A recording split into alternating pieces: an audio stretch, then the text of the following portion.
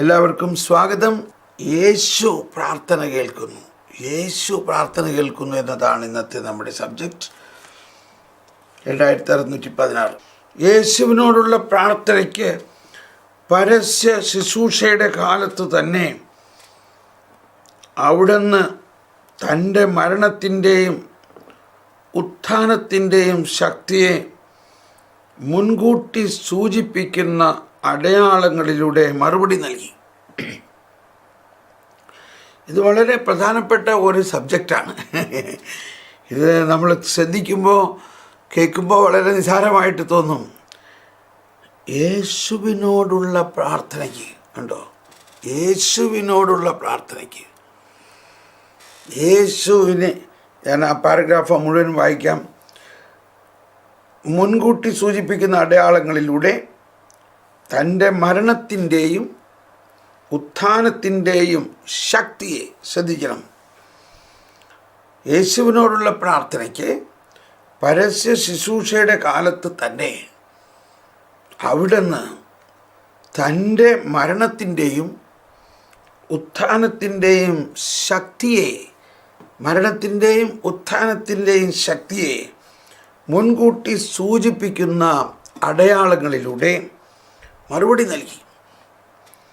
വാക്കുകളിലൂടെയോ, അതിൻ്റെ ഉദാഹരണങ്ങളാണ് കുഷ്ഠരോഗി സുഖപ്പെടുത്തുന്നത്, ജെയ്റൂസിൻ്റെ മകളെ മരണത്തിൽ നിന്ന് ഉയർപ്പിക്കുന്നത്, കാനാൻകാരി സ്ത്രീയുടെ കാര്യം, നല്ല കള്ളൻ്റെ പ്രാർത്ഥന, ഇതെല്ലാം വാക്കുകളിലൂടെയോ നിശബ്ദതയിലൂടെയോ, മറ്റു പലതും നിശബ്ദമായിട്ട് പ്രാർത്ഥിക്കുന്നത്. തളർവാദക്കാരനെ ചുമന്നവർ, അവർ നിശബ്ദമായിട്ട് തളർവാദ രോഗിയെ എടുത്തുകൊണ്ട് വന്നു. കണ്ടോ, യേശുവിൻ്റെ വസ്ത്രാഞ്ജനത്തിൽ സ്പർശിച്ച രക്തസ്രാവക്കാരി നിശബ്ദമായിട്ട്, കണ്ണീരും സുഗന്ധദ്രവ്യവുമായി വന്ന പാപിനി, ഇതെല്ലാം പ്രാർത്ഥനയുടെ വിവിധ തലങ്ങളാണ്. നിശബ്ദതയോടെ പ്രകടിപ്പിക്കുന്ന പ്രാർത്ഥന യേശു ശ്രവിക്കുന്നു. ദാവീദിൻ്റെ പുത്ര, ഞങ്ങളുടെ മേൽ കനിയണമേ, അല്ലെങ്കിൽ യേശുവേ ദാവീദിൻ്റെ പുത്ര എൻ്റെ മേൽ കനിയണമേ എന്നുള്ള അന്ധരുടെ തീഷ്ണമായ നിലവിളി. ഈശോ ജപം, അതാണ് ഈശോ ജപം എന്ന പേരിൽ അറിയപ്പെടുന്ന പരമ്പരാഗത പ്രാർത്ഥനയിൽ ആവർത്തിക്കപ്പെടുന്നു. കർത്താവായ യേശുവേ, ദൈവപുത്ര, പാപിയായ എൻ്റെ മേൽ കനിയണമേ. രോഗങ്ങൾ സുഖപ്പെടുത്തുകയോ പാപങ്ങൾ മോചിക്കുകയോ ചെയ്തുകൊണ്ട് യേശു വിശ്വാസപ്രേരിതമായ പ്രാർത്ഥന കേൾക്കുന്നു. നിന്റെ വിശ്വാസം നിന്നെ രക്ഷിച്ചിരിക്കുന്നു, സമാധാനത്തിൽ പോവുക. ഉണ്ടോ? ഇനി അടുത്തത് നമ്മൾ പല പ്രാവശ്യം പറയാറുള്ള കാര്യമാണ്. വിശുദ്ധ അഗസ്തീനോസ് യേശുവിൻ്റെ പ്രാർത്ഥനയുടെ 3 മാനങ്ങളെ വിദഗ്ധമായി സംഗ്രഹിക്കുന്നു. നമ്മുടെ പുരോഹിതനായി അവിടുന്ന് നമുക്ക് വേണ്ടി പ്രാർത്ഥിക്കുന്നു. നമ്മുടെ ശിരസ്സായി നമ്മിൽ പ്രാർത്ഥിക്കുന്നു. നമ്മുടെ ദൈവമായി നമ്മുടെ പ്രാർത്ഥന ശ്രവിക്കുന്നു. അതുകൊണ്ട് അവിടുന്നിൽ നമ്മുടെ ശബ്ദവും നമ്മിൽ അവിടുത്തെ ശബ്ദവും നമുക്ക് ഏറ്റുപറയാം. ഇവിടെ അല്പം വിശദീകരണം ആവശ്യമുള്ളൊരു കാര്യമാണത്. നമുക്കെല്ലാവർക്കും വളരെ സുപരിചിതമാണ് യേശുവിനോട് പ്രാർത്ഥിക്കുക എന്ന് പറഞ്ഞാൽ. എന്നാൽ അത് പോരാ, നമ്മൾ അതിലുള്ള ആ അനന്യത, യേശുവിലുള്ള ആ അനന്യത, യേശുവിനോട് പ്രാർത്ഥിക്കുന്നതിലൂടെയും യേശു നമുക്ക് വേണ്ടി പ്രാർത്ഥിക്കുന്നതിലൂടെയും യേശുവിലുള്ള വിശ്വാസത്തിൻ്റെ ആ സൗരഭ്യം, ആ രഹസ്യം നമ്മൾ പൂർണ്ണമായി ഉൾക്കൊണ്ടുകൊണ്ട് പ്രാർത്ഥിക്കണം. അതാണ് പൗലോസ് ശ്ലീഹയുടെ ലേഖനത്തിൽ പൗലോസ്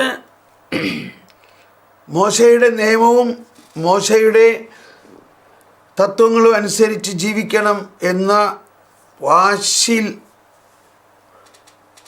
ക്രിസ്ത്യാനികളെ,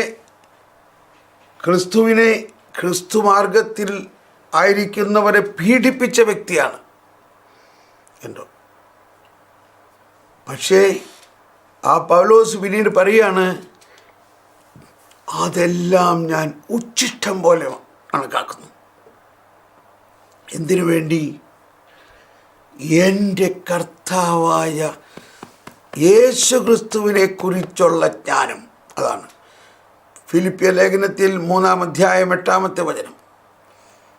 എൻ്റെ കർത്താവായ യേശു ക്രിസ്തുവിനെ പറ്റിയുള്ള ജ്ഞാനം, യേശു ക്രിസ്തുവിനെ കുറിച്ചുള്ള ജ്ഞാനം കൂടുതൽ വിലയുള്ളതാകയാൽ സർവവും നഷ്ടമായി ഞാൻ പരിഗണിക്കുന്നു.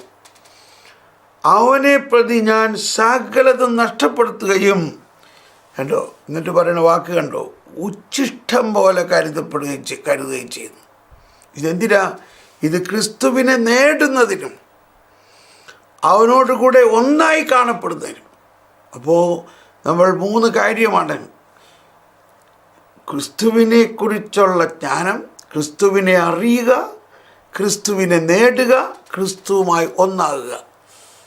ഞാൻ ഇന്നലെ എൻകൗണ്ടർ എന്ന് പറഞ്ഞായിരുന്നു. ക്രിസ്തുവുമായിട്ട് എൻകൗണ്ടർ ചെയ്യുക എന്നുള്ളതിൻ്റെ സംക്ഷിപ്തത്തിൽ ഇതാണ്: ക്രിസ്തുവിനെ അറിയുക, ക്രിസ്തുവിനെ നേടുക, ക്രിസ്തുവിനെ നേടുക എന്നതാണ്. അപ്പോൾ നമ്മൾ ഓരോ ദിവസവും യേശു ക്രിസ്തുവിനെ കുറിച്ചുള്ള അറിവിൽ പുതിയ കാര്യങ്ങൾ മനസ്സിലാക്കിക്കൊണ്ടിരിക്കുന്നുണ്ടോ ഇല്ലയോ? എനിക്ക് ഉണ്ട് എന്നാണ് തോന്നുന്നത്. ഞാൻ ഇന്നും യേശു ക്രിസ്തുവിനെ കുറിച്ച് ഓരോ ദിവസവും പുതിയ കാര്യങ്ങൾ പഠിച്ചുകൊണ്ടിരിക്കുകയാണ്. അതിൻ്റെ മറ്റൊരു രസം എന്താണെന്ന് വെച്ചാൽ, ഇത് ജീവിതകാലം മുഴുവനും പഠിച്ചാലും തീരില്ല എന്ന മറ്റൊരു ബോധ്യമുണ്ട്. കാരണം എന്താ? യേശു ക്രിസ്തുവിനെ കുറിച്ചുള്ള ജ്ഞാനം അനന്തമായ ജ്ഞാനമാണ്. അത് അനന്തമായ ജ്ഞാനമായതുകൊണ്ട് നമ്മുടെ മനുഷ്യായുസ്സിൽ മുഴുവനും അത് നമുക്ക് മനസ്സിലാകില്ല. Praise the Lord. അതാണ്. അതുകൊണ്ടാണ് പൗലോസ് ശ്ലീഹ പറയണത്, അത് അദ്ദേഹത്തിന് മനസ്സിലായി. എന്ത് മനസ്സിലായി? അപ്പോൾ നമ്മളിൽ ഉണ്ടാകേണ്ട വലിയൊരു ബോധ്യം ഇതാണ് നമുക്കുണ്ടാകേണ്ട ബോധ്യം. നമ്മൾ ഇനിയും യേശു ക്രിസ്തുവിനെ കുറിച്ച് ഒരുപാട് അറിയാനുണ്ട്. ഞാനിത് പറയുന്നതിന് വേറൊരു കാരണമുണ്ട്. എന്തുകൊണ്ട് നമ്മുടെ മക്കൾ, വിദ്യാഭ്യാസ സമ്പന്നരായ നമ്മുടെ മക്കൾ, ഡിഗ്രി എടുത്തവർ, ഡോക്ടറായിട്ടുള്ളവർ, എൻജിനീയറായിട്ടുള്ളവർ, യൂണിവേഴ്സിറ്റിയിൽ പഠിച്ച് വളരെ വലിയ വിദഗ്ധരായിട്ടുള്ള വലിയ റാങ്ക് മേടിച്ചവർ, യേശു ക്രിസ്തുവിനെ കുറിച്ച് അവർക്ക് വേണ്ട കാര്യം അറിയില്ല. അവർ യേശു ക്രിസ്തുവിൽ പൂർണ്ണമായിട്ട് വിശ്വസിക്കുന്നുമില്ല. അതിൻ്റെ ഒരു കാരണം, എന്നോട് ക്ഷമിക്കണം ഞാനിത് പറയുന്നതിൽ, ഒരു കാരണം നമ്മൾ തന്നെ, മാതാപിതാക്കളായ നമ്മളും കാറ്റഗിസം ടീച്ചേഴ്സായ, ഫോർമേറ്റേഴ്സായ നമ്മളിലും യേശു ക്രിസ്തുവിനെ കുറിച്ചുള്ള ജ്ഞാനത്തിന് പൂർണ്ണമായ, അല്ലെങ്കിൽ ഒരുവിധം പൂർണ്ണമായ ഒരു പ്രാമുഖ്യം വന്നിട്ടില്ല എന്നുള്ളതാണ്. ഞാനിത് പറയുമ്പോൾ ഒരു സംഭവം എൻ്റെ മനസ്സിൽ ഓർമ്മ വരികയാണ്. ഇതൊരു 20 വർഷം മുമ്പ് നടന്നതാണ്. ഞാൻ ആ സ്ഥലം ഇതൊന്നും പറയുന്നില്ല. അപ്പോൾ ഒരു സ്ഥലത്ത് ഞാൻ അവിടെ ശക്തമായ സുവിശേഷ വേല ചെയ്തുകൊണ്ടിരിക്കുമ്പോൾ, നമ്മുടെ ഇന്ത്യയിൽ തന്നെ, അപ്പോൾ അവിടുത്തെ കോൺവെൻറ്റിലെ സിസ്റ്റേഴ്സ് പറഞ്ഞു, ബ്രദറെ, ഞങ്ങളുടെ സ്കൂളിൽ വന്നിട്ട് ഒന്ന് പ്രാർത്ഥിക്കാമോ? കുട്ടികൾക്ക് 10ാം ക്ലാസ് കുട്ടികൾക്ക് വേണ്ടി ഒന്ന് പ്രാർത്ഥിക്കണം. അവർക്ക് പരീക്ഷ തുടങ്ങാൻ പോവുകയാണ്. 10ാം ക്ലാസ്സിലെ കുട്ടികൾക്ക് വേണ്ടി പ്രാർത്ഥിക്കണം. അപ്പോൾ സിസ്റ്റേഴ്സിൻ്റെ ഉദ്ദേശം കുട്ടികൾക്ക് എല്ലാം നല്ല മാർക്ക് കിട്ടണം, റാങ്ക് കിട്ടണം, സ്കൂളിന് പേരുണ്ടാവണം, ഇതൊക്കെ ആയിരിക്കാം. തീർച്ചയായിട്ടും നമ്മൾ പ്രാർത്ഥിക്കുക എന്ന് പറഞ്ഞാൽ ഉടനെ ഓടുകയല്ലേ. എവിടെ പ്രാർത്ഥിക്കാൻ വേണോ അവിടേക്ക് ഓടുകയാണ്. അപ്പോൾ പ്രാർത്ഥന തുടങ്ങുന്നതിന് മുമ്പ് സിസ്റ്റർ പറഞ്ഞു, ബ്രദറെ, ഇത് ഭയങ്കര കോംപ്ലിക്കേറ്റഡ് ആയിട്ടുള്ളൊരു സ്ഥലമാണ്. ഇവിടെ നമ്മുടെ എതിർ പാർട്ടിക്കാർ ഇഷ്ടം പോലെ ഉണ്ട്. അതുകൊണ്ട് ഞങ്ങളിവിടെ ദൈവം എന്നേ പറയാറുള്ളൂ, യേശു എന്ന് പറയാറില്ല. അതുകൊണ്ട് ബ്രദർ പ്രാർത്ഥിക്കുമ്പോൾ ദൈവം എന്ന് പറഞ്ഞ് പ്രാർത്ഥിച്ചാൽ മതി കേട്ടോ, ദൈവം എന്ന് പറഞ്ഞ് പ്രാർത്ഥിച്ചാൽ മതി. ഞാൻ പറഞ്ഞു അതെങ്ങനെ ശരിയാവണേ, കർത്താവായ യേശുവിൻ്റെ പേര് പറയാണ്ട് ഈശോയുടെ പേര് പറയാണ്ട്. ഒന്ന് ആലോചിച്ച് നോക്കി. നമ്മളിപ്പോൾ ആരെയും കുറ്റം പറയല്ല, സിസ്റ്റർമാരെ ക്ഷമിക്കണേ, നിവൃത്തിയില്ലാത്തതുകൊണ്ടാണ്, അവിടുത്തെ സാഹചര്യം അതുപോലെ ആയതുകൊണ്ടാണ്. അപ്പോൾ ആ പാവം സിസ്റ്റർമാർ പേടിച്ച് വിറച്ചിരിക്കുകയാണ്. അപ്പം ഇവിടെയാണ് നമ്മുടെ ജ്ഞാനവും വിശ്വാസത്തിൻ്റെ എല്ലാം. ഞാൻ ആലോചിച്ചു, ദൈവമേ എനിക്കങ്ങനെ പ്രാർത്ഥിക്കാൻ അറിയില്ല.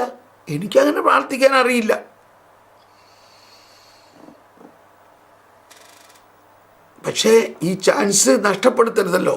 250ഓളം കുട്ടികളും അവരുടെ ടീച്ചർമാരും സിസ്റ്റേഴ്സും ഒക്കെ ഉണ്ട്. അപ്പോൾ ഞാൻ പറഞ്ഞു, അപ്പോൾ എനിക്ക് ഒരാശയം തോന്നി, എൻ്റെ മനസ്സിലൊരാശയം തോന്നി. ഞാനത് അപ്പോൾ അവരോട് പറഞ്ഞില്ല. ഞാൻ പറഞ്ഞു, വിഷമിക്കേണ്ട സിസ്റ്ററെ, ഞാനൊരു കോംപ്ലിക്കേഷൻ ഒന്നും ഉണ്ടാക്കില്ല, നിങ്ങൾക്ക് ബുദ്ധിമുട്ടൊന്നും വരുത്തില്ല, ഞാൻ അങ്ങനെ പറയില്ല എന്ന് പറഞ്ഞു. എന്തു പറഞ്ഞു? ഞാൻ അങ്ങനെ പറയില്ല. അത് കഴിഞ്ഞ് ഈ കുട്ടികളെ ഹാളിലേക്ക് കൊണ്ടുവന്നപ്പോഴേക്കും 9ാം ക്ലാസ്സിലെ കുട്ടികൾ പറഞ്ഞു, അയ്യോ ഞങ്ങൾ ഇപ്പോൾ ഇത് കഴിഞ്ഞ് അടുത്ത വർഷം 10ാം ക്ലാസ്സിലേക്ക് പോകാമല്ലോ, ഞങ്ങൾക്കും വേണ്ടി പ്രാർത്ഥിക്കണം എന്ന് പറഞ്ഞു. ഓക്കെ എന്നാൽ അവരും വരട്ടെ. അപ്പോൾ വേറൊരു 250 കുട്ടികൾ വന്നു. അപ്പോൾ 8ാം ക്ലാസ്സിലെ കുട്ടികൾ പറഞ്ഞു, അയ്യോ ഞങ്ങൾ ഹൈസ്കൂളല്ലേ, ഞങ്ങൾക്കും വേണ്ടി ഹൈസ്കൂളിന് മുഴുവനും വേണ്ടി എന്ന് പറഞ്ഞു. അപ്പോൾ അവരും വന്നു. എന്തിനു പറയണു? അപ്പോൾ വീണ്ടും ഒരു 250. അപ്പോൾ 750ഓളം കുട്ടികളും അവരുടെ ടീച്ചർമാരും എല്ലാവരും ഓഡിറ്റോറിയത്തിലേക്ക് വന്നു. എല്ലാവർക്കും വേണ്ടി പ്രാർത്ഥിക്കണം. അപ്പോൾ ഞാൻ പറഞ്ഞു, ഒരു ക്രൂശിത രൂപം ഉണ്ടോ? ഉണ്ട്. ക്രൂശിത രൂപം എടുത്തു തന്നു. ആ ക്രൂശിത രൂപം, അതായത് ഈശോയുടെ ക്രൂശിത രൂപം, ഈശോയുടെ മേൽ രക്തമെല്ലാം പൊടിഞ്ഞിട്ടുള്ള ക്രൂശിത രൂപം. അപ്പോൾ ഞാൻ പ്രാർത്ഥിക്കുന്നതിന് മുമ്പ് അവരെ എല്ലാം അഭിസംബോധന ചെയ്തിട്ട് ഞാൻ പറഞ്ഞു, ഈ ക്രൂശിത രൂപം എടുത്ത് ഉയർത്തിപ്പിടിച്ചിട്ട് പറഞ്ഞു, ഇതാരാ എന്ന് ചോദിച്ചു. ഇതാരാണെന്ന് നിങ്ങൾക്കറിയോ? അവരെന്ത് പറഞ്ഞു? അത് യേശുവാണെന്ന് പറഞ്ഞു. ഓക്കെ, കണ്ടോ, ഞാൻ പറഞ്ഞില്ല യേശുവിൻ്റെ പേര് കേട്ടോ. അതാണ് പ്രൈസ് ദി ലോർഡ്. ഈ യേശു നിങ്ങളുടെ ആരാ? യേശു ആരാണ് എന്ന് ചോദിച്ചു. അപ്പോൾ അവർ പറഞ്ഞു, യേശു ദൈവമാണെന്ന് പറഞ്ഞു. കണ്ടോ, ഞാൻ പറഞ്ഞില്ല, അത് യേശു ആണെന്ന് പറഞ്ഞു. പിള്ളേർ അവർക്കറിയാം ആ യേശു ആരാ? യേശു ദൈവമാണെന്ന് പറഞ്ഞു. അപ്പോൾ ഈശോയുടെ ഹൃദയത്തിൽ നിന്ന് രക്തമൊഴുകണു, കയ്യിൽ നിന്നെല്ലാം രക്തമൊഴുകണു. ഈ യേശു നിങ്ങളുടെ ആരാ? യേശു ദൈവമാണ്. നിങ്ങളാരാ? നിങ്ങൾ ദൈവത്തിൻ്റെ മക്കളാണ്. ആണോ? ആണ്. നിങ്ങൾ ദൈവത്തിൻ്റെ മക്കളാണ്. യേശു ദൈവമാണ്. യേശു ദൈവമകനാണോ? യേശു ദൈവമകനാണ്. നിങ്ങൾ ദൈവത്തിൻ്റെ മക്കളാണ്. അപ്പോൾ നിങ്ങൾ യേശുവുമായിട്ടുള്ള ബന്ധം എന്താണ്? ആലോചിച്ച് നോക്ക്. 20 വർഷം മുമ്പ്, ഇപ്പോൾ നമ്മൾ കാറ്റഗിസത്തിൽ യേശു സഹോദരനാണെന്നെല്ലാം ഇവിടെ പ്രബോധനമായിട്ട് നമ്മൾ പഠിക്കുന്നു. അന്ന് ഈ കുഞ്ഞുങ്ങൾ പറഞ്ഞു, യേശു ഞങ്ങളുടെ സഹോദരനാണെന്ന്. Praise the Lord. ഞാൻ പറഞ്ഞു, കറക്റ്റ്, യേശു നിങ്ങളുടെ സഹോദരനാണ്. എന്നിട്ട് ഈ യേശുവിൻ്റെ കയ്യിൽ നിന്നും നെഞ്ചിൽ നിന്നൊക്കെ ഈ രക്തമൊഴുകണം എന്താ? നിങ്ങളുടെ സഹോദരനായ യേശുവിൻ്റെ കയ്യിൽ നിന്നൊക്കെ രക്തമൊഴുകണം എന്താന്ന് പറഞ്ഞപ്പോഴേക്കും പാവം കുഞ്ഞുങ്ങൾക്കൊക്കെ സങ്കടമായി.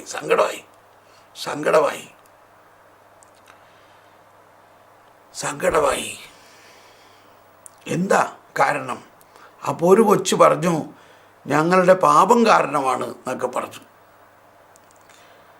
അപ്പോൾ ഇത്രയൊക്കെ ആയപ്പോഴേക്കും സാഹചര്യം ഇനി കൂടുതൽ ഈ ടീച്ചർമാരും ഇവരെല്ലാവരും ഇതൊക്കെ ശ്രദ്ധിച്ചുകൊണ്ടിരിക്കുകയാണല്ലോ. അപ്പോൾ പ്രശ്നം ഉണ്ടാവണ്ടല്ലോ എന്ന് ചോദിച്ചുകൊണ്ട് ഞാൻ പറഞ്ഞു, ഈ യേശു നിങ്ങളെല്ലാവരെയും സ്നേഹിക്കുന്നു. യേശു നിങ്ങളിലുണ്ട്. യേശു നിങ്ങൾക്ക് വേണ്ടിയാണ് ജീവൻ ബലിയർപ്പിച്ചത്. യേശു ഇന്ന് നിങ്ങളെ അനുഗ്രഹിക്കുകയാണ്, നിങ്ങൾക്ക് ജ്ഞാനം നൽകി നിങ്ങൾക്ക് വേണ്ടി പ്രാർത്ഥിക്കുകയാണ് എന്ന് പറഞ്ഞു. എന്നിട്ട് ഞാൻ പറഞ്ഞു, നിങ്ങളിൽ ആർക്കെങ്കിലും എന്തെങ്കിലും അസുഖമുണ്ടെങ്കിൽ ഇപ്പോൾ ഈശോ സുഖപ്പെടുത്തും. ആ സുഖപ്പെടുത്തുന്നതിൻ്റെ കാര്യം ഈശോ ദൈവമാണെന്ന് നിങ്ങളെ മനസ്സിലാക്കാൻ വേണ്ടിയാണ്. അപ്പോൾ ഞാൻ കുട്ടികളോട് ചോദിച്ചു, നിങ്ങൾക്ക് ആർക്കെങ്കിലും ശരീരത്തിൽ അസുഖങ്ങളുണ്ടോ? അപ്പോൾ കുറേ കുട്ടികൾ കൈപൊക്കി. ഒരാൾക്ക് തലവേദന, ഒരാൾക്ക് വയറ്റിൽ വേദന, ഇങ്ങനെ കുറേ വേദനകൾ. അപ്പോൾ ഞാൻ പറഞ്ഞു, ഇപ്പോൾ നിങ്ങളുടെ അസുഖം മാറാൻ വേണ്ടി പ്രാർത്ഥിക്കാൻ പോവുകയാണ്. ഞാൻ അന്ന് പറഞ്ഞൊരു കാര്യം എൻ്റെ ജീവിതത്തിൽ വളരെ പ്രധാനപ്പെട്ട ഒരു സംഭവമായിരുന്നു. അപ്പോൾ ഒരു കുട്ടി എഴുന്നേറ്റ് നിന്ന് ചോദിച്ചു, അസുഖം മാറിയില്ലെങ്കിലോ എന്ന് ചോദിച്ചു. സാറ് പ്രാർത്ഥിക്കുമ്പോൾ അസുഖം മാറിയില്ലെങ്കിലോ? എന്നെ ശരിക്ക് വെല്ലുവിളിച്ചൊരു നിമിഷമായിരുന്നു. ഞാൻ പറഞ്ഞു, അസുഖം തീർച്ചയായിട്ടും മാറും, കാരണം ഞാൻ വിശ്വസിക്കുന്നു ഈ യേശു ദൈവമാണെന്ന് ഞാൻ വിശ്വസിക്കുന്നു. ഈ ദൈവമായ യേശു എന്നിലുണ്ടെന്നും ഈശോ പറഞ്ഞിട്ടുള്ളതാണ്, എൻ്റെ നാമം വിളിച്ച് പ്രാർത്ഥിക്കുമ്പോൾ ഞാൻ അത്ഭുതം നടത്തും, ഞാൻ അസുഖം മാറ്റും. ആ യേശു നിങ്ങളിലുണ്ടെന്ന് ഞാൻ വിശ്വസിക്കുന്നു. ഈ അസുഖം മാറിയില്ലെങ്കിൽ ഞാൻ ഇന്നു മുതൽ എൻ്റെ പ്രീച്ചിങ് അവസാനിപ്പിക്കുമെന്ന് പറഞ്ഞു. ഞാൻ പറഞ്ഞു സ്നേഹമുള്ളവരെ, ഞാൻ പറഞ്ഞു, I will stop my preaching. ഇത് കേട്ടു നിന്ന സിസ്റ്റർമാരും ഇത് കേട്ടു നിന്ന ടീച്ചർമാരും കസേരയിൽ നിന്ന് എണീറ്റു. അവരെല്ലാവരും എഴുന്നേറ്റ് നിന്ന് പ്രാർത്ഥിക്കാൻ തുടങ്ങി. കാരണം അവർക്കും പേടിയായി, ദൈവമേ അസുഖം മാറിയില്ലെങ്കിൽ എന്ത് സംഭവിക്കും, എന്തിനു പറയണു. എല്ലാവരുടെയും രോഗം മാറി. അങ്ങനെ പ്രാർത്ഥിക്കുന്ന സമയത്ത് ഈ കുട്ടികളൊക്കെ വാവിട്ട് കരയാൻ തുടങ്ങി. അവരെല്ലാം ഈശോനെ കാണുന്നു, ദർശനം കാണുന്നു, അവരുടെ വേദന മാറുന്നു. പരിശുദ്ധാത്മാവ് കൊണ്ട് നിറഞ്ഞു കുട്ടികൾ പരിശുദ്ധാത്മാവ് കൊണ്ട് നിറഞ്ഞ് അങ്ങ് കരയാൻ തുടങ്ങി. ഞാൻ പറഞ്ഞു, വിഷമിക്കണ്ട, അത് അഭിഷേകമാണ്. അങ്ങനെ ഒരു സംഭവം ഓർക്കുകയാണ്. അത് കഴിഞ്ഞ് 2-3 മാസം കഴിഞ്ഞപ്പോൾ ആ സിസ്റ്റർ ഫോൺ വിളിച്ച് പറഞ്ഞു, സിസ്റ്റർ പറയാണ്, തോമസ് പോൾ ബ്രദറെ, ഈ സ്കൂളിൻ്റെ 25 വർഷത്തിലേറെയുള്ള ചരിത്രത്തിൽ ഇത്രയും നല്ല ഒരു റിസൾട്ട് ഉണ്ടായിട്ടില്ല. ഇവിടെ ഞങ്ങൾക്ക് 100% ഫസ്റ്റ് ക്ലാസ് കിട്ടി പാസ്സായി. ഇതുപോലെ ചരിത്രത്തിലുണ്ടായിട്ടില്ല. അപ്പോൾ ഞാനിത് പറയുന്നത് നിങ്ങളെ വിഷമിപ്പിക്കാനല്ല. ഇത് വളരെ സീരിയസ് ആയിട്ടുള്ള കാര്യമാണ്.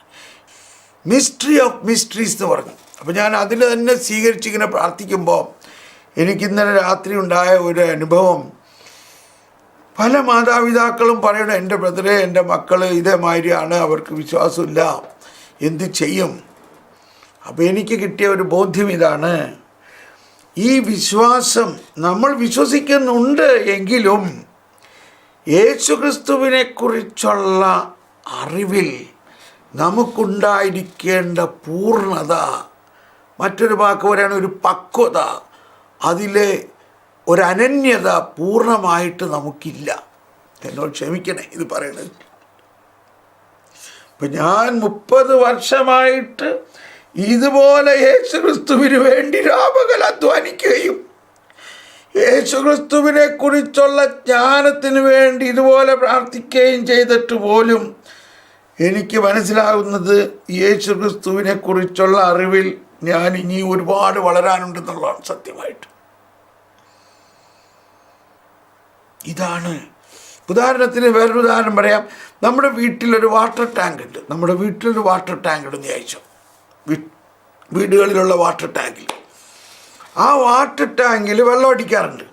അപ്പോൾ നമ്മൾ ബാത്റൂമിൽ പൈപ്പ് തുറന്നപ്പോൾ വെള്ളത്തിനൊരു പ്രഷറില്ല. വെള്ളം കുറേശ്ശെ വരുന്നുണ്ട്, നൂല് പോലെ ഇങ്ങനെ വെള്ളം വരുന്നുണ്ട്. അപ്പോൾ ചോദിച്ചാൽ എന്താ ഇന്ന് വെള്ളം അടിച്ചില്ലേ? ഇന്ന് വെള്ളം അടിച്ചില്ല. എന്നാൽ വെള്ളം അടിക്കി. അതായത് വാട്ടർ ടാങ്കിൽ കുറച്ച് വെള്ളമുണ്ട്. അങ്ങനെ കുറച്ച് വെള്ളമുള്ളപ്പോൾ എന്തുണ്ടാവും? പ്രഷർ ഉണ്ടാവില്ല. വെള്ളം വരുന്നുണ്ട്, ഒരു പ്രഷറില്ല. അങ്ങനെ നമ്മൾ വെള്ളം അടിച്ച് വാട്ടർ ടാങ്ക് ഫുള്ളായി കഴിഞ്ഞപ്പോൾ അതിൽ നിന്ന് വരുന്ന, അത് കഴിഞ്ഞിട്ട് പൈപ്പ് തുറന്നപ്പോൾ എന്ന് പറഞ്ഞ് ചീറ്റി വരികയാണ്. യേശുക്രിസ്തുവിനെ കുറിച്ചുള്ള ജ്ഞാനം, യേശുക്രിസ്തുവിനെ കുറിച്ചുള്ള അറിവ് നമ്മളിൽ ഫുള്ളായിട്ടുണ്ടാകുമ്പോൾ അത് നമ്മളിൽ നിന്ന് എന്ന് പറഞ്ഞ് ചീറ്റി മറ്റുള്ളവരിലേക്ക് ഒഴുകും. പ്രത്യേകിച്ച് നമ്മുടെ മക്കളിലേക്ക്, നമ്മുടെ ഭാര്യാഭർത്തൃ ബന്ധത്തിൽ. ഇപ്പോൾ ചിലർ പറയും, എൻ്റെ ബ്രദറെ ഞാനൊരാൾ മാത്രമേ ഉള്ളൂ വീട്ടിൽ പ്രാർത്ഥിക്കണത്, എൻ്റെ ഭർത്താവിന് വിശ്വാസമില്ല. ചിലർ പറയും ഭർത്താവ് നന്നായിട്ട് പ്രാർത്ഥിക്കണം, എൻ്റെ ബ്രദറെ എൻ്റെ ഭാര്യയ്ക്ക്. ഈ ഒരു കോൺഫ്ലിക്റ്റ് പല സ്ഥലത്തുണ്ട്. ഇനി രണ്ടുപേർക്കും വിശ്വാസം ഉണ്ടായിട്ട് തന്നെ മക്കൾക്ക് വിശ്വാസമില്ലാത്ത അവസ്ഥയുമുണ്ട്. ഇതിൻ്റെ എല്ലാം ഒരു കാരണം ഇതാണ്. നമ്മൾ ക്ഷമിക്കണം കേട്ടോ ഞാനിത് പറയണത്, നമ്മൾ പ്രാർത്ഥന എന്ന് പറഞ്ഞൊരു ചടങ്ങായിട്ട് പ്രാർത്ഥിക്കുന്നു. പിള്ളേരെ സമയടാ, കർത്താവിൻ്റെ വലയല്ലടാ, കുരിശടിക്കടാ, പ്രാർത്ഥിക്കടാ, അല്ലെങ്കിൽ പള്ളി പോകാൻ സമയടാ, പള്ളി പോ. യേശു ക്രിസ്തുവിനെ കുറിച്ചുള്ള ജ്ഞാനം വിശുദ്ധ കുർബാനയിൽ തന്നെ ആയാലും യേശു ക്രിസ്തുവിനെ കുറിച്ചുള്ള അതിലുള്ള ജ്ഞാനം നമുക്ക് പൂർണ്ണമായിട്ടുണ്ടോ? അപ്പോൾ എൻ്റെ ഒരു വിനീതമായ അഭ്യർത്ഥന, ഇതിനെ നമ്മളൊന്ന് ഈ മേഖലയിൽ നമ്മളൊന്ന് വളരാൻ എനിക്ക് ഇന്നലെ ഒരു ആശയം കിട്ടുന്നത്, നമ്മൾ കുറച്ച് ദിവസത്തേക്ക് ഒരു 3 ദിവസമെങ്കിലും നിങ്ങളെല്ലാവരും ഈ പൗലോസ്ലീഹയുടെ ലേഖനങ്ങൾ, പ്രത്യേകിച്ച് കൊളോസ്യ ലേഖനം, ഗലാത്യ ലേഖനം, ഈ ലേഖനങ്ങൾ മാത്രം എടുത്തിട്ട് ഒന്ന് വായിച്ച് പഠിച്ച് യേശു ക്രിസ്തുവിനെ കുറിച്ചുള്ള ജ്ഞാനത്തിൽ നമ്മളങ്ങ് അതിനുവേണ്ടി മാത്രം അങ്ങ് വേറെ ഒന്നും നോക്കാതെ ഒരു 3-4 ദിവസം അങ്ങനെ ഒന്ന് പരീക്ഷിച്ച് നോക്കുക. അപ്പോൾ അങ്ങനെ നമ്മൾ യേശു ക്രിസ്തുവിനെ കുറിച്ചുള്ള ജ്ഞാനം, പൗലോസ്ലീഹ പറയണത്, ഞാൻ നിങ്ങളോട് കൂടെ ആയിരുന്നപ്പോൾ, 1 കൊരിന്ത്യർ 2:2, ഞാൻ നിങ്ങളോട് കൂടെ ആയിരുന്നപ്പോൾ മറ്റൊന്നിനെക്കുറിച്ചും അറിയേണ്ടതില്ല എന്ന് വിചാരിച്ചു. ഇത് നിസ്സാരമായ കാര്യമൊന്നുമല്ല.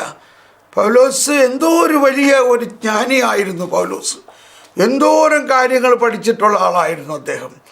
എന്നാൽ അദ്ദേഹം പറയാണ്, ഞാൻ മറ്റൊന്നും അറിയേണ്ടതില്ലെന്ന് തീരുമാനിച്ചു. ഇപ്പോൾ ഞാനിത് പറയുമ്പോൾ വിമർശിക്കുകയല്ല, നമ്മൾ ഇതിൻ്റെ ഇടയ്ക്ക് 100 കാര്യങ്ങൾ അറിയുന്നുണ്ട്. അതിൻ്റെ ഇടയ്ക്ക് കുറച്ച് യേശുക്രിസ്തുവിനെ കുറിച്ച് നമ്മൾ കുറേ കാര്യങ്ങൾ പഠിക്കണോ അറിയണോ, അതിൻ്റെ ഇടയിൽ ഇച്ചിരി യേശുക്രിസ്തുവിനെ കുറിച്ച്. അങ്ങനെ അല്ലാതെ അങ്ങ് ഡെഡിക്കേറ്റ് ചെയ്യുക കുറച്ച് സമയം യേശുക്രിസ്തുവിനെ കുറിച്ച് മാത്രം.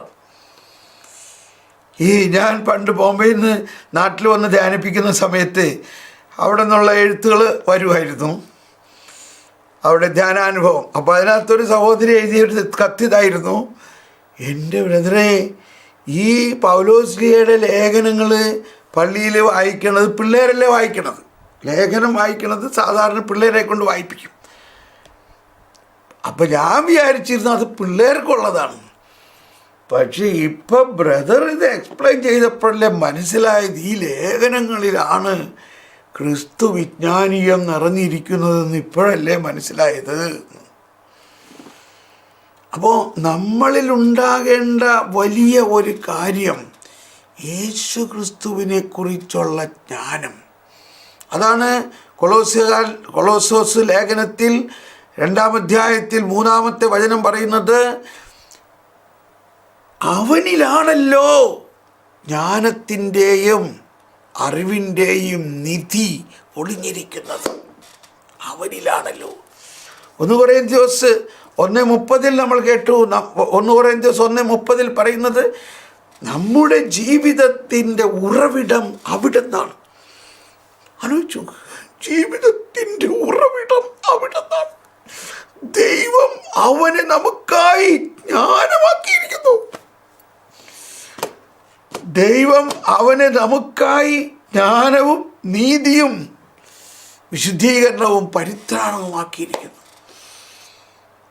യേശുവാണ് ദൈവത്തിൻ്റെ ജ്ഞാനം. ആ ജ്ഞാനത്തിലൂടെയാണ് പ്രപഞ്ചത്തെ മുഴുവനും സൃഷ്ടിച്ചത്.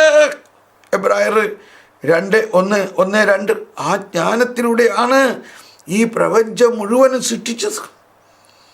പക്ഷേ ആ ജ്ഞാനം തന്നെയായ സകല സൃഷ്ടികളുടെയും ആദ്യ സൃഷ്ടിയായ ആ യേശുവിനെ കുറിച്ചുള്ള ജ്ഞാനത്തിൽ നമ്മൾ വിചാരിക്കും, അയ്യോ യേശുവിൻ്റെ പേര് പറയണ്ടട്ടാ എന്ന് വിചാരിക്കുകയാണെങ്കിൽ അവസ്ഥ ഒന്ന് ആലോചിച്ച് നോക്കി. അപ്പം നമ്മൾ പ്രാർത്ഥിക്കുന്നുണ്ടെങ്കിലും ഈ യേശുക്രിസ്തുവിനെ കുറിച്ചുള്ള ജ്ഞാനത്തിൻ്റെ പൂർണ്ണത ഉൾക്കൊണ്ടിട്ടാണോ നമ്മൾ പ്രാർത്ഥിക്കണേ? അത് ഉൾക്കൊണ്ടിട്ടാണോ നമ്മൾ വിശുദ്ധ കുർബാനയ്ക്ക് പോകുന്നത്? വിശുദ്ധ കുർബാനയെക്കുറിച്ച് ഇന്നലെ ഒരു സഹോദരനോട് ചോദിച്ചു, ബ്രദറെ, അപ്പോൾ യേശുക്രിസ്തു ഒരിക്കൽ ബലി അർപ്പിച്ച കഴിഞ്ഞല്ലോ, പിന്നെ നമ്മൾ എന്തിനാണ് എല്ലാ ദിവസവും ബലി അർപ്പിക്കണമെന്ന്? അപ്പോൾ എന്നോട് ക്ഷമിക്കണേ, ഇതാണ് നമ്മളുടെ ചിന്ത. യേശുക്രിസ്തു അർപ്പിച്ച ആ ഒരേ ഒരു ബലി അർപ്പിച്ചിട്ടുള്ളൂ. ആ ബലിയുടെ ഓർമ്മ ആചരിക്കുകയാണ് നമ്മളെല്ലാ ബലിയിലും. ഓർമ്മ ആചരിക്കുക എന്ന് പറഞ്ഞാൽ നമ്മുടെ ബർത്ത്ഡേ പോലെ അല്ലാതെ നമ്മൾ ഈ യേശുക്രിസ്തു അർപ്പിച്ച ആ ഒരു ബലി വിശുദ്ധ കുർബാന ഒരു സാക്രമെൻ്റായി നമ്മൾ അർപ്പിക്കുമ്പോൾ ആ ഒരു ബലി എന്നേക്കുമായിട്ട് അർപ്പിച്ച ബലിയാണ്. ഇന്ന് ജീവിക്കുന്ന നമുക്ക് കൂടി വേണ്ടി അർപ്പിച്ച ബലിയാണ്. ആ ഒരു ബലി തന്നെയാണ് ഇവിടെ പുനരാവിഷ്കരിക്കപ്പെടുന്നത്. അതാണ്. അപ്പോൾ അദ്ദേഹത്തിനോട് കൂടി വേണ്ടിയാണ് നിങ്ങളത് കേൾക്കുന്നുണ്ടെങ്കിൽ ഇത് ശ്രദ്ധിച്ച് കേട്ടോളൂ. യേശു ക്രിസ്തു അർപ്പിച്ച ആ ഒരു ബലിയുടെ പുനരാവിഷ്കരണമാണ് നമ്മൾ വിശുദ്ധ കുർബാനയിൽ അർപ്പിക്കുന്നത്. റിപ്പീറ്റേഷൻ അല്ല. യേശു ക്രിസ്തു ഒരിക്കലേ അർപ്പിച്ചിട്ടുള്ളൂ ബലി. ആ ബലി എന്നേക്കുമായിട്ടാണ് അർപ്പിച്ചത്. അതൊരിക്കൽ അർപ്പിച്ചപ്പോൾ തന്നെ അനന്തതയിലേക്ക് പ്രവേശിച്ചിരിക്കുന്നു.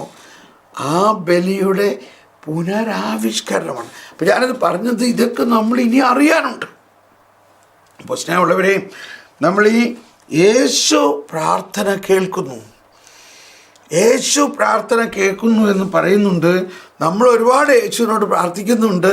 പക്ഷെ എന്തുകൊണ്ട് നമ്മുടെ പ്രാർത്ഥനകൾ മുഴുവനും കേൾക്കപ്പെടുന്നില്ല? അതിൻ്റെ കാരണമാണ് ഞാനീ പറയണത്. അതിൻ്റെ ഒരു കാരണം, നമ്മൾ പ്രാർത്ഥിക്കുന്നുണ്ടെങ്കിലും യേശു ക്രിസ്തുവിനെ കുറിച്ചുള്ള അറിവിലും ജ്ഞാനത്തിലും നമ്മൾ ഇനിയും വളരേണ്ടിയിരിക്കുന്നു എന്ന് പറഞ്ഞാൽ അതിൻ്റെ അനന്യത എന്ന് പറഞ്ഞാൽ മനസ്സിലായെന്ന് തോന്നുന്നു. മലയാളത്തിൽ അനന്യത എന്ന് പറഞ്ഞാൽ യുണീക്നെസ്. ബൈബിളിൽ ഒരുപാട് വ്യക്തികളുണ്ട്, എന്നാൽ അതിൽ മോശയുണ്ട്, ജോഷുവ ഉണ്ട്, പ്രവാചകന്മാരുണ്ട്, എന്നാൽ യേശു ഉണ്ട്. അവരിൽ ഒരാളായിട്ടല്ല യേശുവിനെ കാണുന്നത്. ബൈബിളിൽ ഒരുപാട് വ്യക്തികളിൽ ഒരാളായിട്ടല്ല യേശുവിനെ കാണേണ്ടത്. യേശു മാത്രമാണ്. ഒന്ന് തിമത്തി 1:17 നല്ല റെഫറൻസാണ്. എന്നാൽ അവനാകട്ടെ പാപികൾക്ക് വേണ്ടി അനേകമായുള്ള ഏകബലി അർപ്പിച്ചു കഴിഞ്ഞപ്പോൾ, ഓക്കെ, താങ്ക് യു. 1 തിമത്തി 1:17 പറയുന്നുണ്ട്. 1 തിമത്തി 1:17 പൗലോസ് പറയണത്, ഞാനിതിവിടെ ഈ ഓസ്ട്രിയയിലെ ഒരു പബ്ലിക് ഒരു മാർപ്പാപ്പ, അതായത് ബെനഡിക്റ്റ് പിതാവ് ഓസ്ട്രിയ സന്ദർശിച്ചപ്പോൾ അന്ന് ബെനഡിക്റ്റ് പിതാവ് പറഞ്ഞ വചനമാണ്. അത് കേട്ടിട്ട് ഇവിടുത്തെ പത്ര റിപ്പോർട്ടർമാരെല്ലാം ഷോക്കടിച്ചു. എന്താ പിതാവ് അങ്ങനെ പറഞ്ഞെന്നൊക്കെ ചോദിച്ചുകൊണ്ട്. പക്ഷേ പിതാവ് അത് കഴിഞ്ഞിട്ട് പറഞ്ഞതും കൂടി ഞാൻ പറയാം. അതിനകത്ത് പറഞ്ഞതാണ്, ഏകദൈവമാണ്. 1 തിമത്തി 1:17 പറയുന്നത് എന്താണ്? യുഗങ്ങളുടെ രാജാവും അനശ്വരനും അദൃശ്യനുമായ ഏകദൈവത്തിൽ എന്നേക്കും ബഹുമാനവും മഹത്വവും ഉണ്ടായിരിക്കട്ടെ. കണ്ടോ? യുഗങ്ങളുടെ രാജാവും അനശ്വരനും അദൃശ്യനുമായ ഏകദൈവം. അപ്പോൾ യേശുവാണ് ഏകദൈവമെന്ന് വിശ്വസിക്കണം. അതാണ്, അത് ഏറ്റുപറയണം. അതിൽ നമുക്കുണ്ടാകുന്ന അടിയുറച്ച വിശ്വാസം. അപ്പോൾ മാർപ്പാപ്പ ഇത് പറഞ്ഞപ്പോൾ എല്ലാവരും ആകെ യേശുവാണ് ഏകദൈവമെന്ന് പറഞ്ഞപ്പോൾ ഒരു വലിയ പബ്ലിക് പരസ്യമായിട്ട് പറഞ്ഞപ്പോൾ പലരും അങ്ങോട്ടും കൂടി നോക്കാൻ തുടങ്ങി. ഇതെന്തൊരു ഫനാറ്റിസമാണ്. അപ്പോൾ ബാക്കിയുള്ള മതങ്ങളിലൊന്നും ദൈവം ഇല്ല എന്നുള്ള മാതിരി. അപ്പോൾ മാർപ്പാപ്പ പറയാണ്, ഇത് ഞാൻ പറയുമ്പോൾ ഒരുപക്ഷെ ഒരുപാട് പേർക്ക് ബുദ്ധിമുട്ട് തോന്നിയേക്കാം, ഞാൻ എന്തോ ഒരു ഫനാറ്റിക് അപ്രോച്ച് പറയുന്നതാണെന്ന്. പക്ഷേ എനിക്ക് വേറെ ഒന്നും പറയാൻ പറ്റില്ല. കാരണം ഇത് സത്യമാണ്. ഈ സത്യത്തിലാണ് ഞാൻ എൻ്റെ ജീവിതം മുഴുവനും കൊളുത്തിയിട്ടിരിക്കുന്നത്. Praise the lord. ഹല്ലേലൂയ. ഇത് സത്യമാണ്. അപ്പോൾ അതുകൊണ്ട് എനിക്ക് വേറൊന്നും പറയാൻ പറ്റില്ല. ഇത് സത്യമാണ്. അതാണ് ബെനഡിക്റ്റ് പിതാവ്. എല്ലാ മാർപ്പാപ്പമാരും അത് തന്നെയല്ലേ പറയുന്നത്. അപ്പോൾ നമ്മൾ ഈ സത്യത്തിൽ യുഗങ്ങളുടെ രാജാവും അനശ്വരനും അദൃശ്യനുമായ ഏകദൈവത്തിന് എന്നേക്കും ബഹുമാനവും മഹത്വം ഉണ്ടായിരിക്കട്ടെ. ഇത് നിങ്ങൾ ശരിക്കും നിങ്ങളുടെ ഹൃദയത്തിൽ അങ്ങ് സ്വീകരിക്കുക.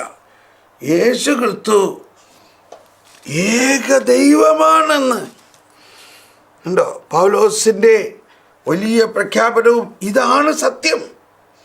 അതാണ് നമ്മൾ സർവാധിപനാം കർത്താവ് എന്ന് പാടുമ്പോഴും വിശുദ്ധ കുർബാനയിലെ ഓരോ പ്രാർത്ഥനകളിലും നമ്മളിതുണ്ട്. അപ്പം അങ്ങനെ നമ്മൾ വിശ്വസിക്കണം.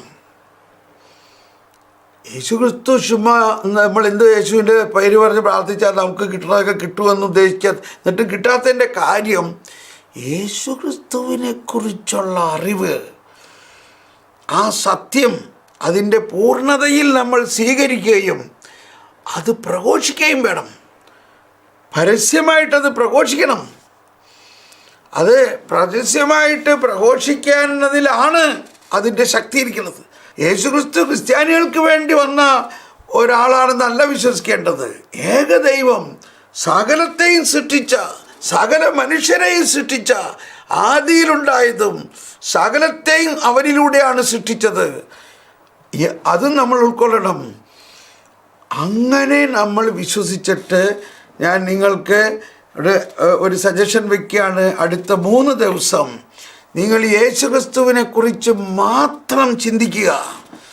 ആ യേശു ക്രിസ്തുവിനെ കുറിച്ചുള്ള കാര്യങ്ങൾ ലേഖന ഭാഗങ്ങളിലുള്ള വായിക്കുക. അത് നിങ്ങളുടെ ഹൃദയത്തിൽ ലയിക്കുക. എന്നിട്ട് നമ്മുടെ ഹൃദയത്തിൽ നിന്ന് നമ്മുടെ മക്കളിലേക്ക്, നമ്മുടെ കുടുംബാംഗങ്ങളിലേക്കെല്ലാം പ്രസരിക്കട്ടെ എന്ന് പറയുമ്പോൾ അത് പ്രസരിക്കും.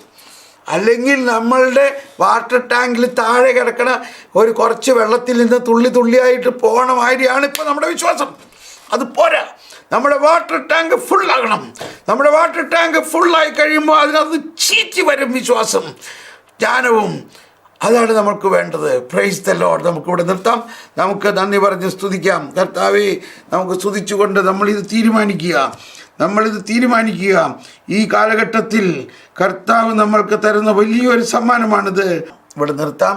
എന്നിട്ട് നമുക്കൊന്ന് ശരിക്കും ആത്മാർത്ഥമായിട്ട് ഒന്ന് പ്രാർത്ഥിക്കാം.